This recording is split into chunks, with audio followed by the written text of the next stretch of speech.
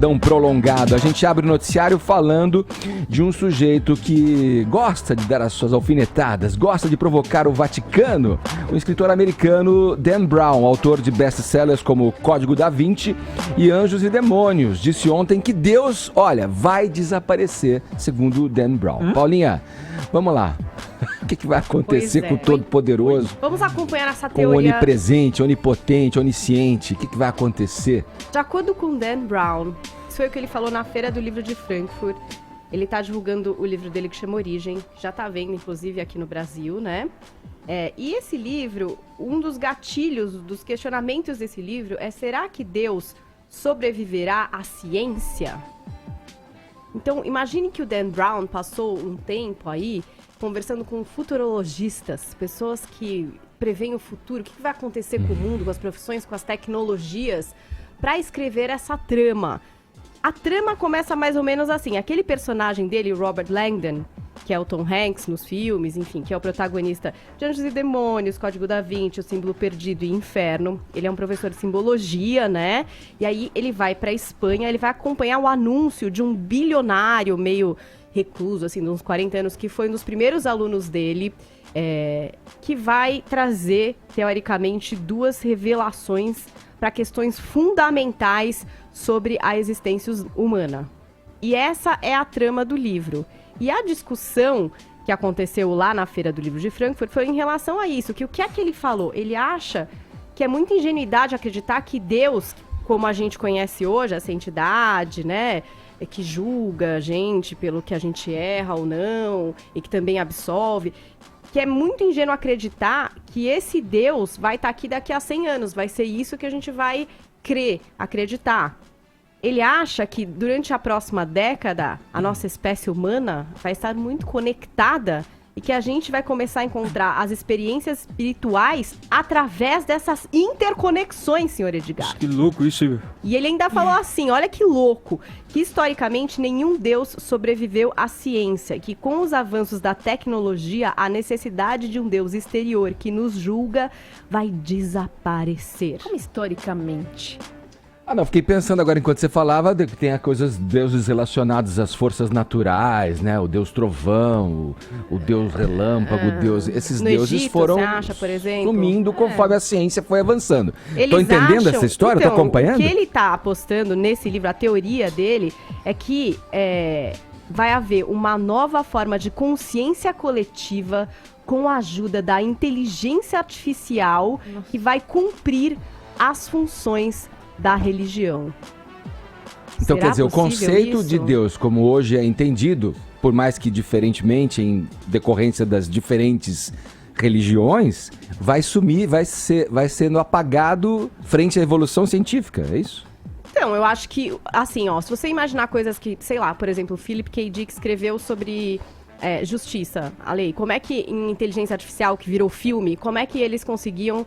eles criaram o quê? O pré-crime, né? Você descobria antes quando acontecia o crime e prendia a pessoa antes dela cometer um crime, né? Acontecia isso em inteligência artificial. Como era feito? Através de videntes ligados a uma inteligência artificial que mapeava os acontecimentos do futuro. Então você tinha aí uma força... enfim, previsões, né, gente? Coisas loucas. Então, você pegava um vidente, ligava no computador, descobria, por exemplo, que o Edgar ia assassinar o Vini amanhã. Antes do Vini assassinar, aprendia. Então, seria uma nova forma de justiça. Por que não uma nova forma de religião? Você acha possível isso, Tonho? Olha, o Tonho é bom de desenvolver essas coisas. Outro lado. Ó, eu tenho muito para falar. Meu doutorado foi em biotecnologia. E eu quero dizer que a minha humildade aqui, quem sou eu perto do Dan Brown, né? Ele tá errado. Primeiro, o Einstein acreditava em Deus. Ele só achava que não tinha um Deus antropomórfico. Ele falava que você usava a ciência para descobrir como funciona a mente de Deus. Não tinha um Deus em formas antropomórficas, forma humana. Tanto que a frase famosa do Einstein sobre isso é Der liebe Gott würfelt nicht mit der Welt. Ou seja lá o que isso quer dizer. Traduzindo, meu querido Deus não joga dados com o mundo. Agora, vamos desconstruir, Paula, essa questão de que ele fala que a inteligência artificial vai substituir Deus. Mentira! Então, por que mentira? Isso é um absurdo, é uma bobagem. Por que isso? Vamos lembrar uma historinha bem interessante que os cabalistas gostam muito, a história do Golem de Praga. O Golem de Praga era um boneco de barro que defendia os judeus em Praga. E ele tinha escrito na testa a palavra Emet, que em hebraico é verdade. Aí ele perde o controle, ele era uma inteligência artificial, metaforicamente. Aí um rabino vai lá, apaga o E da frente, Emet, que é verdade, e fica Met, que é morte. Quando ele apaga, o golem morre. Bom, o Isaac Asimov, que é o grande ficcionista da inteligência artificial, ele criou a robótica para dizer que a robótica tinha que ser uma ética para a inteligência artificial, baseado no Golem de Praga, porque a inteligência artificial não tem ética. Se você puxar assim, não quero me estender, você pegar a fenomenologia do espírito do Hegel, ele fala assim: só o ser humano tem consciência de si e para si. Só o ser humano pensa e se pensa. Uma inteligência artificial, ela pensa, mas ela é incapaz de se pensar, ela não pensa ela mesma, então ela não pode ter ética. Então você dizer que a inteligência artificial vai assumir eticamente E é amoral, papel não de é? Deus, Não, é totalmente amoral, Não, igual o e Golem faz- de Praga. Mas olha, Tonholi, você falou isso daí, e aí lembre-se que ele falou uma nova forma de consciência coletiva.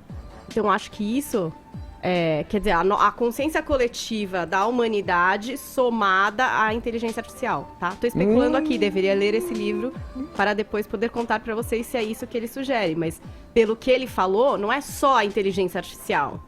A consciência coletiva da humanidade somada à inteligência artificial substituiria essa ideia Bom. de ser, enfim, julgado ou perdoado por um Deus. Quando- E o filme que eu citei não é inteligência artificial, é Minority Report, Eu tenho tá? medo de É consciência coletiva, Ah, é verdade. porque quem defendia a consciência coletiva era o Hitler. Ele chamava aquilo de alma coletiva, em alemão é Seeleleben, alma coletiva.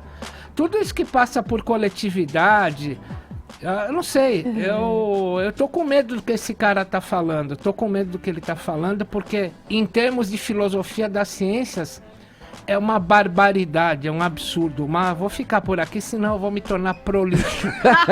Não, mas eu fico pensando na importância que ele diz, disso que ele diz hoje, frente ao que disse o Nietzsche já há muito tempo atrás, não é? Se Deus já estava morto, né? Aussprachen E Zarathustra. daí? Olha aí. Morreu, Deus já acabou, ele já veio com esse conceito talvez muito antes do que o Dan Brown, que pode ter se baseado inclusive nessa E afirmação. os cientistas sempre querem provar que Deus não existe, ou que não existe, né? Com cálculos, com métodos de que não existe nada disso. Então, eu pensei que quando você começou a falar que o livro ia nesse sentido, de que Não, e ouvindo pode ser tantos que vá, porque imaginando futurologistas e também tal, que vão ter duas revelações sobre a existência humana, Uau. e se uma dessas foi como realmente surgiu a vida? E que isso não tem nada a ver com Deus, isso consegue ser provado cientificamente, que É. não teve mesmo. Porque como o Tonholi falou, vários cientistas falam que, sei lá, volta e chega num momento em que, para. pá, Uhum. essa primeira fagulha, qual foi, sabe assim? Sim, você tá cabeçudo, Ah, né? meu Deus! Nossa. Vocês sabem que em ciência, eles não são criacionistas, né? Não são cientistas, mas em ciência você se diz que prova da existência de Deus é o olho humano. Você nunca consegue reconstruir o olho humano. Em filosofia das ciências se chama complexidade irredutível. Não tem como se reduzir e refazer. Tem uma puta embate na ciência, eu não estou defendendo essa ou a outra. Não tem como reproduzir o olho humano. Então, isso se chama complexidade irredutível. Teria uma mão divina na criação do olho humano. Agora, não vem com essa pataquada que foi feito há 10 mil anos, etc., porque já é criacionista. Vamos lá. Conversa sua louca. Casão, você 10 acompanhou? mais 10, Já quero 40, ver esse né? filme, velho. Eu não entendi nada. Ainda é um livro, Casão, tá? Chama Origem do Dan Brown. Mas Ah, deve virar filme, né? Ah, não é filme? Ainda é só livro, por enquanto. Vamos